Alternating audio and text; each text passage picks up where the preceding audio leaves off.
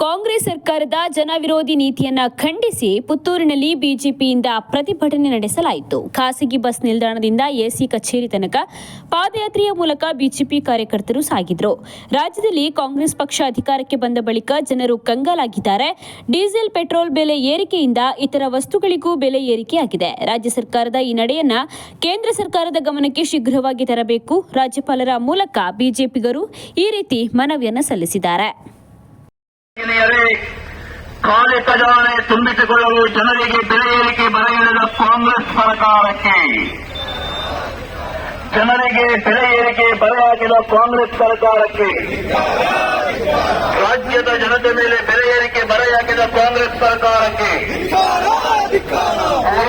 ಭಾರತ್ ಮಾತಾಕ್ಕೆ, ಬಿಜೆಪಿಯ ಜನಪರ ಹೋರಾಟಕ್ಕೆ, ಬಿಜೆಪಿಯ ಜನಪರ ಹೋರಾಟಕ್ಕೆ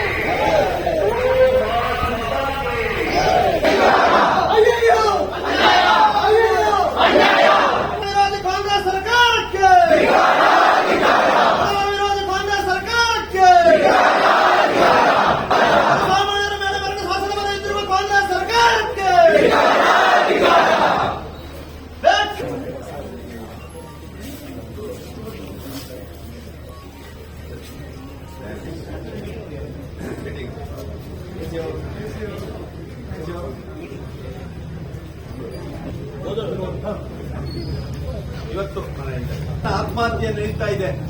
ಇನ್ನೊಂದು ಕಡೆಯಿಂದ ಪಾನಪ್ರಿಯರ ಮನೆಯಲ್ಲಿ ಕಣ್ಣೀರು ಸುರಿಸ್ತಾ ಇದ್ದಾರೆ. ಅದರ ಮಧ್ಯದಲ್ಲಿ ಇವತ್ತು ಸರ್ಕಾರ ಡೀಸೆಲ್ ಮತ್ತೆ ಪೆಟ್ರೋಲ್ ಬೆಲೆಯನ್ನು ಏರಿಸಿ ಮತ್ತೆ ಜನರ ಬದುಕನ್ನು ಬರ್ಬರಗೊಳಿಸುವಂತ ಈ ಸಂದರ್ಭದಲ್ಲಿ ಜನರ ಸಾಮಾನ್ಯರ ಆ ಬದುಕಿನೊಟ್ಟಿಗೆ ನಾವಿದ್ದೇವೆ ಅಂತೇಳಿ ಇವತ್ತು ಆ ರಾಜ್ಯ ಸರ್ಕಾರಕ್ಕೆ ಎಚ್ಚರಿಸುವಂತ ಕೆಲಸವನ್ನು ಮಾಡಿದ್ದಾರೆ.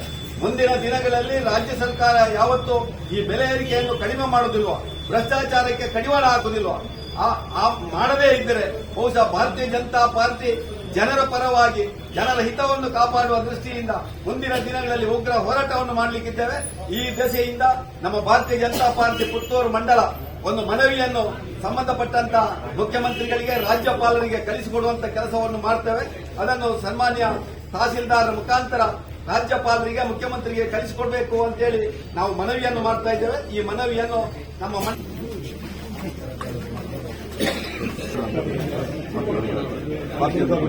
ಆಯ್ತಾ